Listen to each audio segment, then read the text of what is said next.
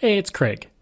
I just wanted to let you know that you can listen to Canadian History X early and ad-free on Amazon Music, included with Prime. Greetings and welcome to another episode of Canadian History X. If you didn't realize before now, Alberta is oil country. The oil industry is one of the biggest industries in the country now, and it drives not only Alberta's economy, but is an important part of Canada's economy. Now, this episode is not about the oil industry as it is right now, or the path it's going to take in the future. This episode is about the oil discovery that kick-started an entire industry throughout Western Canada.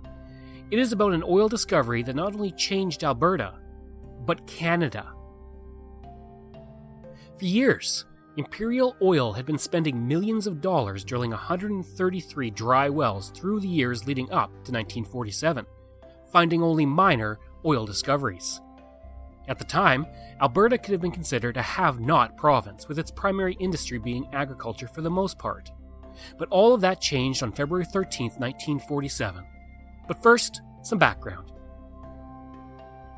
For centuries, the First Nations people in the Alberta area would use oil for pitch in their canoes, or as a medical ointment. As settlers began to arrive in the 19th century, they began to notice that some areas had unusual odors, and a film could be seen on some water. William Heron would arrive in the Turner Valley area of the province, near Calgary, in 1911, and he knew those foul odors came from natural gas. And he convinced current MP R.B. Bennett, the future Prime Minister, and others to invest in a new business called Calgary Petroleum Products Company Limited, so they could develop the area for oil. When the company hit oil with their third well on May 14, 1914, it sparked an oil boom that saw 500 oil exploration companies formed within a few days. Most of these companies were shams to get money from investors who did not know that the fraudulent company owned no land and was not planning on drilling for oil. In 1924, a second major natural gas discovery happened when a well blew, causing a massive fire that burned for a month. In 1936, the first major crude oil discovery would happen in Turner Valley at a depth of 2 kilometers, the deepest well in Alberta at the time. By 1942, the oil field reached its peak production of 10 million barrels and had the distinction of being the largest oil field then known in the British Empire.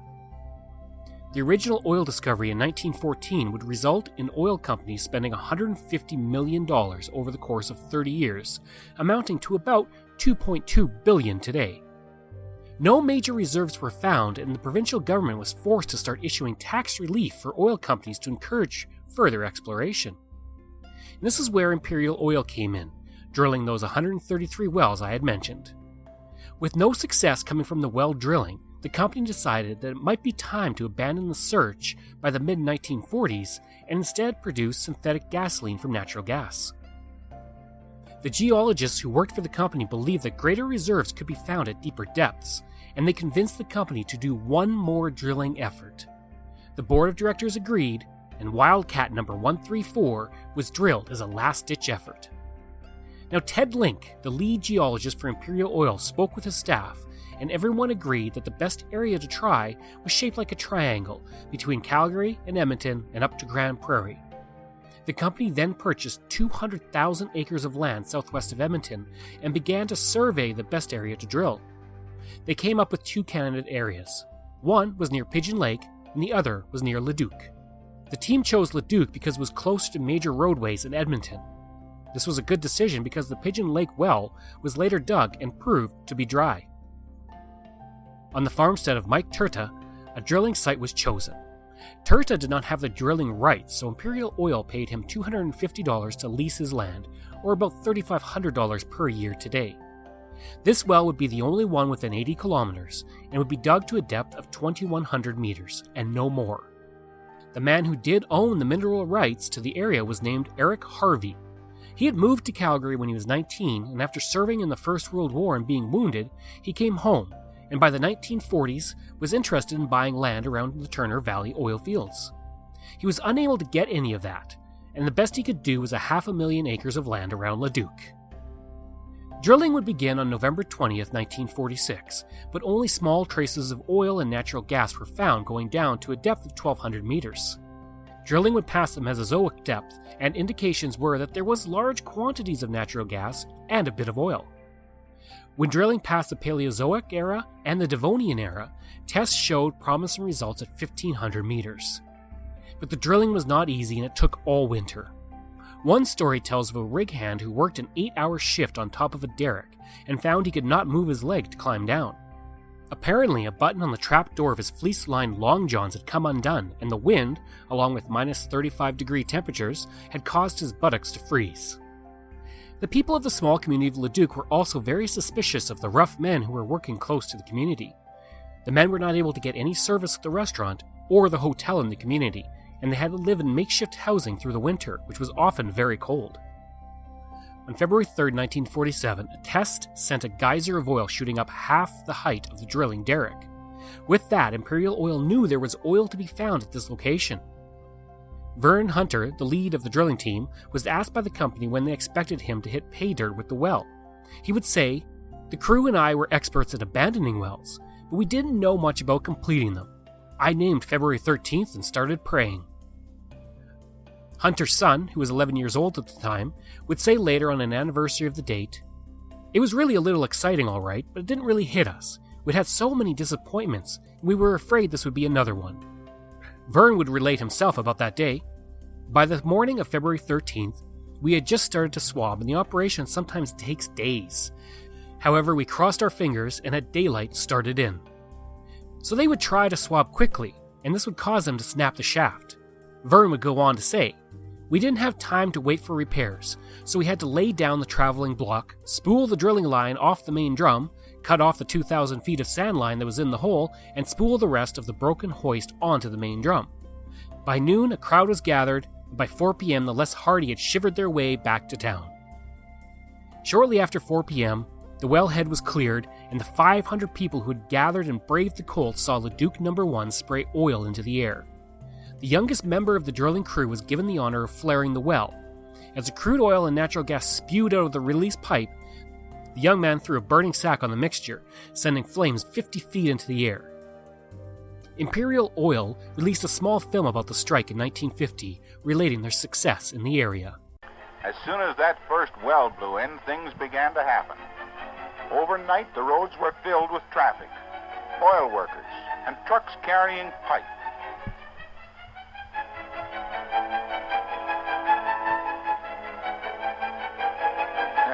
I never saw so much pipe. And the landscape was changing. New derricks went up all around. Night and day, good weather and bad, the work pressed forward. With more wells blowing in, the importance of the discovery was recognized. And the swell of flow of oil came a flow of investors' money to pay the cost of more and more drilling. In the Leduc field, each well costs about $100,000, and it takes 6 weeks to drill the 5,000-odd feet down to oil.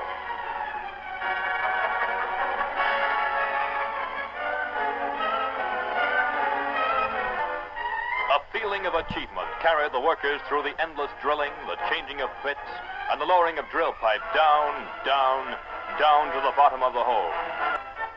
Oil from the first producing wells at Leduc was shipped out by road.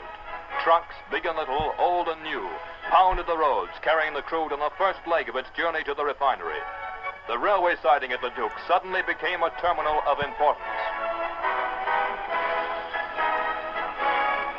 As the field grew, roads were improved to cope with the heavy traffic. Transit routes were taxed to the utmost, and a program of road improvement on a cost-sharing basis was undertaken by municipality, province, and oil company.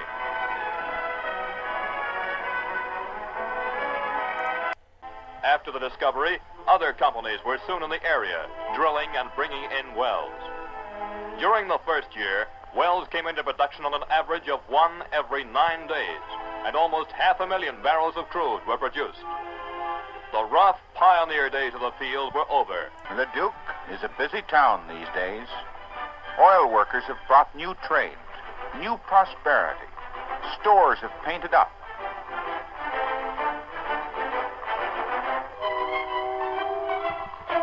Signs of the new crop are all around. Services are expanding. New houses are mushrooming on the outer lots. Nice ones, too. Lots of fellows plying their trades more busily than they have in many a day. A whole new town called Devon. The change of pace doesn't show quite as much out our way, but it's there. For instance, we run our machinery and our automobiles cheaper than we used to. A man's harvest hasn't changed, and yet the land he's known and worked is suddenly touched with mystery. Farmer and oilman, grain and crude oil. Two crops where there was one. It's strange and wonderful, this reaping of another harvest, rich and powerful, a mile below the wheat. This discovery was huge for Canada. At the time, the country only produced about 21,000 barrels per day, and that mostly came from Turner Valley. In contrast, the country was consuming about 210,000 barrels a day. In Alberta, production was 7.7 million barrels per year from 416 wells, and 90% of the oil needed by Canadians was imported from the United States. With this discovery, all that changed. By 1956, 65% of the oil used by Canadians was produced within the country, and this was even though there was a threefold increase in consumption. In that year, production was 144 million barrels from 7,390 productive wells, and Alberta produced 400,000 barrels per day. The discovery would lead to a huge increase in the estimates of how much oil was actually in Western Canada. In 1946, it was believed that there were 72 million recoverable barrels of oil in Western Canada. By 1957, that estimate had been increased to 3 billion, and today it is believed there's 77 billion barrels of oil in conventional reserves in Western Canada. As for the original Leduc Woodbend field, it would have its production peak in 1951, and an exploratory drilling would end around 1955. The field would produce 4.7 million barrels of oil in 1948, far past the production of Turner Valley. The field saw its peak around 20 million barrels of oil per year between 1953 and 1956, and in the first 50 years of the field, 250 million barrels were produced. Leduc No. 1 would continue to operate for another 3 decades. By that point, it had produced 317,000 barrels of oil and 323 million cubic feet of natural gas. Working in that oil field was no easy task, as this clip from CBC Radio in 1949 relates through a roughneck who worked in the rigs of Leduc.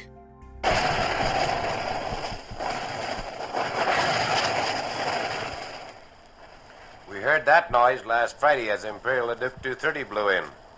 We've heard wells blowing in over 300 times in this Leduc field, and it's always a welcome sound, because for the young drilling company it means we've finished another job. You see, in this field, oil field here in the farmlands of Alberta, we drill about a mile straight down to reach the oil pool. From the day we spud in or start drilling, it takes on the average of about 30 days to finish the job. The oil flows into storage tanks, and we move the rig to another location. We're on a new location now, in the middle of the Leduc oil field. While we are drilling, we pump in a circulating fluid of mud that brings up the cuttings of rock from the drill bit. Right now I'm standing in my tool pusher's shack, and it's just a few feet away from the drilling rig. It's 15 below this morning. That's 47 degrees of frost. There's about a foot of snow and a northwest wind. The sun won't be up for another hour yet, but we don't work by the sun here. Once we start drilling, we work 24 hours a day, every day, including Sundays and holidays. It's a tough job working outside in the winter with the cold and the snow, but if we stopped, all our fluid lines would freeze up and there'd be all sorts of trouble. We have all learned to take the bad with the good, and all of us like the oil field.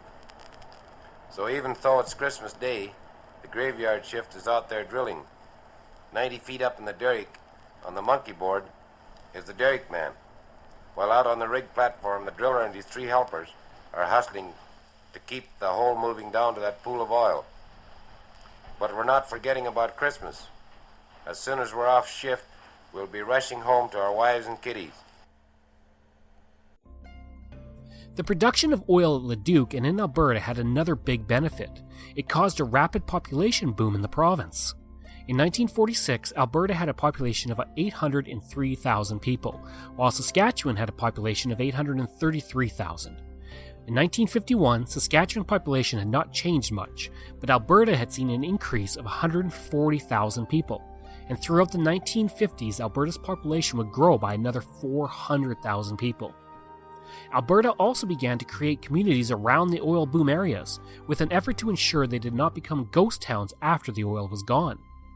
Devon, located just west of Edmonton, was founded in 1949 by Imperial Oil, and Drayton Valley, the first model oil town in the province, was established with 100 people in 1954, and the community quickly expanded. The entire West was changed through Leduc No. 1, with new companies and mining ventures popping up almost overnight. In this clip from a story on the CBC program Thursday Night, it relates that change. New names on the map: Kitimat, BC, Thompson, Manitoba, and still more unsuspected wealth beneath the wheat. Half the world's reserves of potash uncovered in Saskatchewan.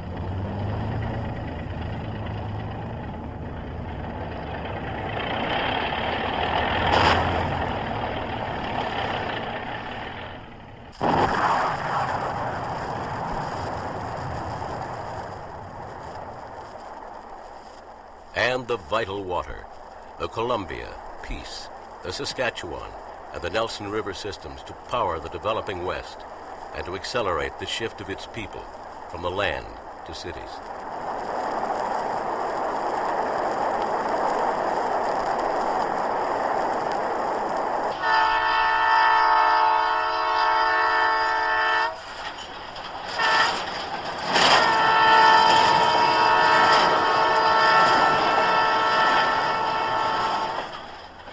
Winnipeg, the railway link between Montreal and Vancouver and the center of the old grain trade, is an accurate reflection of a changed West. The long trains loaded with prairie grain bound for Europe belong to the past. Winnipeg, like the West, is in transition.